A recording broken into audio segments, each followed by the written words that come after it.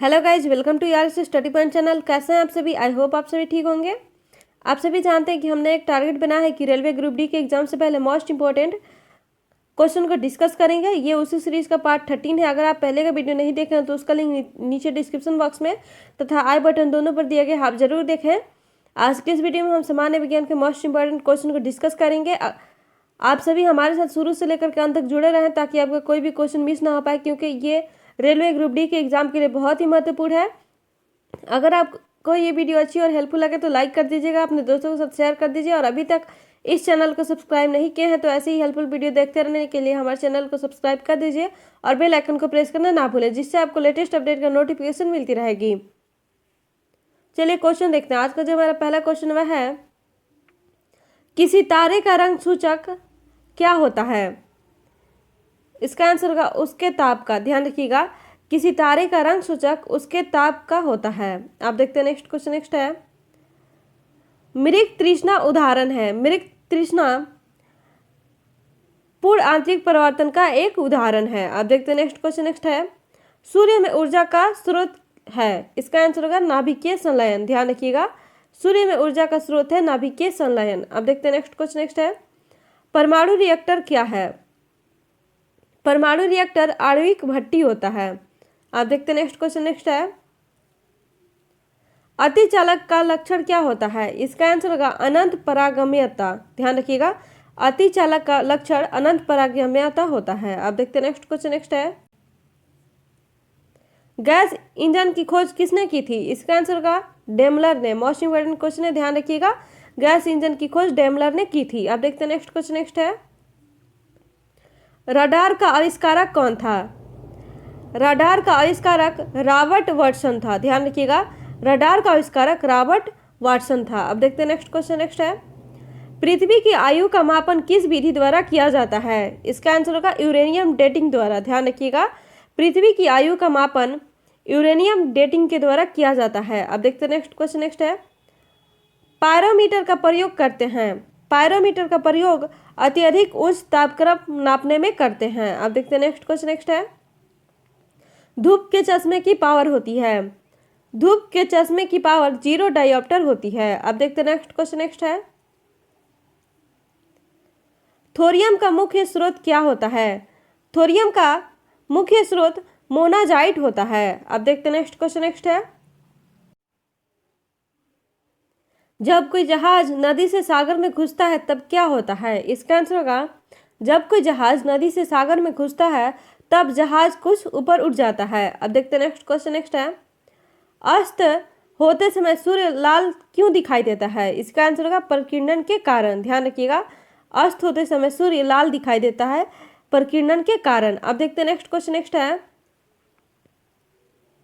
समुद्र में नदी की अपेक्षा तैरना आसान है क्योंकि समुद्री जल का घनत्व अधिक होता है। इसका आंसर होगा, ध्यान रखिएगा, समुद्र में नदी की अपेक्षा तैरना आसान है क्योंकि समुद्री जल का घनत्व अधिक होता है। अब देखते हैं नेक्स्ट क्वेश्चन। नेक्स्ट है, जब दो लोग आपस में साधारण बातचीत करते हैं तो लगभग कितने डेसिबल ध्वनि उत्पन्न होती है?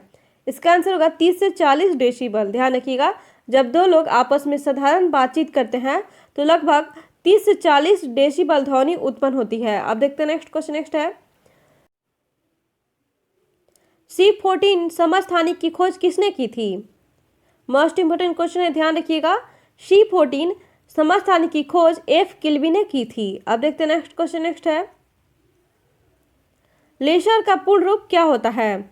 लेसर अर्थात LASER का पूर्ण रूप light amplification by stimulated emission of radiation होता है। अब देखते हैं नेक्स्ट क्वेश्चन। नेक्स्ट है, परमाणुवीय नाभिक को किसने खोजा था? इसका आंसर होगा रदरफोर्ड ने। अब देखते हैं नेक्स्ट क्वेश्चन। नेक्स्ट है, न्यूट्रॉनों की खोज किसने की थी?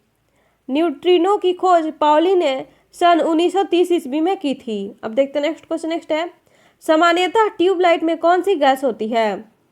इसका आंसर होगा आर्गन के साथ मरकरी वेपर। ध्यान रखिएगा, ट्यूबलाइट में सामान्यतः आर्गन के साथ मरकरी वेपर होता है। अब देखते हैं नेक्स्ट क्वेश्चन। नेक्स्ट है, हाइलोजन लैंप का तंतु किस मिश्र धातु का होता है? इसका आंसर होगा टंगस्टन एवं सोडियम। ध्यान रखिएगा, हाइलोजन लैंप का तंतु टंगस्टन एवं सोडियम का बना होता है। अब देखते हैं नेक्स्ट क्वेश्चन। नेक्स्ट है, एक सूखी सेल में कौन सी ऊर्जा पाई जाती है? इसका आंसर होगा रासायनिक ऊर्जा अर्थात केमिकल एनर्जी। ध्यान रखिएगा, एक सूखी सेल में रासायनिक ऊर्जा पाई जाती है। अब देखते हैं नेक्स्ट क्वेश्चन। नेक्स्ट है, क्रिस्टल की संरचना जानने के लिए प्रयोग में लाया जाता है। क्रिस्टल की संरचना जानने के लिए दृश्य प्रकाश को प्रयोग में लाया जाता है। अब देखते हैं नेक्स्ट क्वेश्चन। नेक्स्ट है, कोबाल्ट 60 कौन सी किरणें उत्सर्जित करती है? इसका आंसर होगा गामा किरणें। ध्यान रखिएगा, कोबाल्ट 60 गामा किरणें उत्सर्जित करती है। अब देखते हैं नेक्स्ट क्वेश्चन। नेक्स्ट है, टंगस्टन की खोज किसने किया था? इसका आंसर होगा विल्हेम सीले या टॉर्बन वर्गमैन ने। ध्यान रखिएगा, टंगस्टन की खोज विल्हेम सीले और टॉर्बन वर्गमैन ने सन 1781 ईस्वी में किया था। अब देखते हैं नेक्स्ट क्वेश्चन। नेक्स्ट है, बादलों के वायुमंडल में तैरने का कारण क्या होता है? इसका आंसर होगा बादलों के वायुमंडल में तैरने का कारण उनका कम घनत्व होता है। अब देखते हैं नेक्स्ट क्वेश्चन। नेक्स्ट है, रेफ्रिजरेटर में खाद्य पदार्थों ताज़ा रखने हेतु संरक्षित तापमान कितना होता है? इसका आंसर होगा 4 डिग्री सेल्सियस। ध्यान रखिएगा, रेफ्रिजरेटर में खाद्य पदार्थों को ताज़ा रखने हेतु सुरक्षित तापमान 4 डिग्री सेल्सियस होता है। अब देखते हैं नेक्स्ट क्वेश्चन। नेक्स्ट है, साबुन के बुलबुले के अंदर का दाब क्या होता है? इसका आंसर होगा वायुमंडलीय दाब से अधिक होता है। ध्यान रखिएगा, साबुन के बुलबुले के अंदर का दाब वायुमंडलीय दाब से अधिक होता है। अब देखते हैं नेक्स्ट क्वेश्चन। नेक्स्ट है,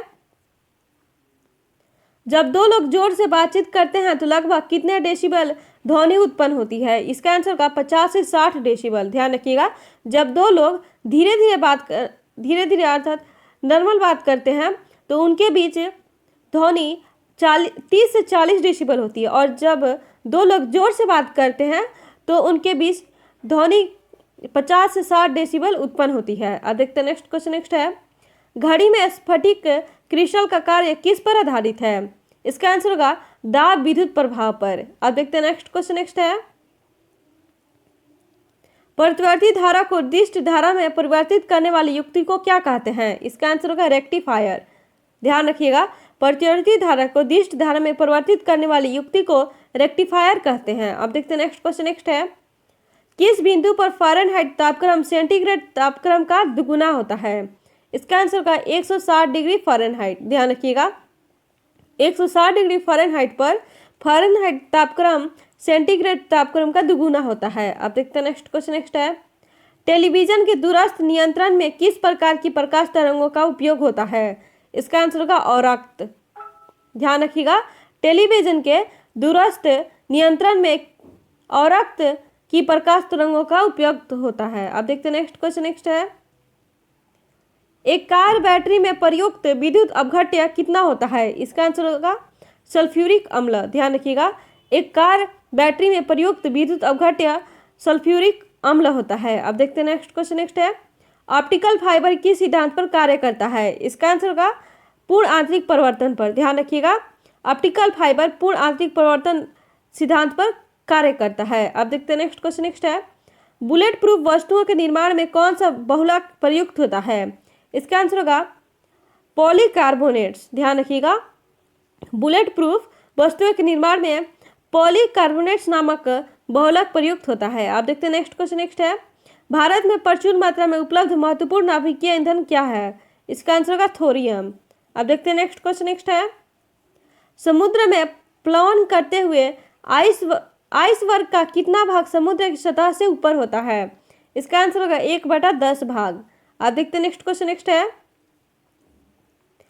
त्रिआयाम में लेसर किरण अर्थात बीम की सहायता से चित्र बनाने की विधि का क्या नाम है? इसका आंसर होगा होलोग्राफी। ध्यान रखिएगा, त्रिआयाम में लेसर किरण अर्थात बीम की सहायता से चित्र बनाने की विधि का नाम है होलोग्राफी। अब देखते हैं नेक्स्ट क्वेश्चन। नेक्स्ट है, कार में साइड मिरर के रूप में किस दर्पण का प्रयोग होता है? इसका आंसर होगा उत्तल दर्पण। ध्यान रखिएगा, कार में साइड मिरर के रूप में उत्तल दर्पण का प्रयोग किया जाता है। अब देखते हैं नेक्स्ट क्वेश्चन। नेक्स्ट है, जब किसी झील की तली से उठकर वायु बुलबुला ऊपरी सतह तक आएगा तो उसका आकार कितना होगा? इसका आंसर होगा बढ़ जाएगा। ध्यान रखिएगा, जब किसी झील की तली से उठकर वायु बुलबुला ऊपरी सतह तक आएगा तो उसका आकार बढ़ जाता है। अब देखते हैं नेक्स्ट क्वेश्चन। नेक्स्ट है, जीवाश्म मृत पेड़ पौधों की आयु निर्धारण के लिए किसका उपयोग किया जाता है? इसका आंसर होगा समस्थानिक C14। ध्यान रखिएगा, जीवाश्म और मृत पेड़ पौधे की आयु निर्धारण के लिए समस्थानिक C14 का यूज किया जाता है। अब देखते हैं नेक्स्ट क्वेश्चन। नेक्स्ट है, रेडियोधर्मी पदार्थ उत्सर्जित करता है? इसका आंसर होगा अल्फा, बीटा तथा गामा किरणें। अब देखते हैं नेक्स्ट क्वेश्चन। नेक्स्ट है,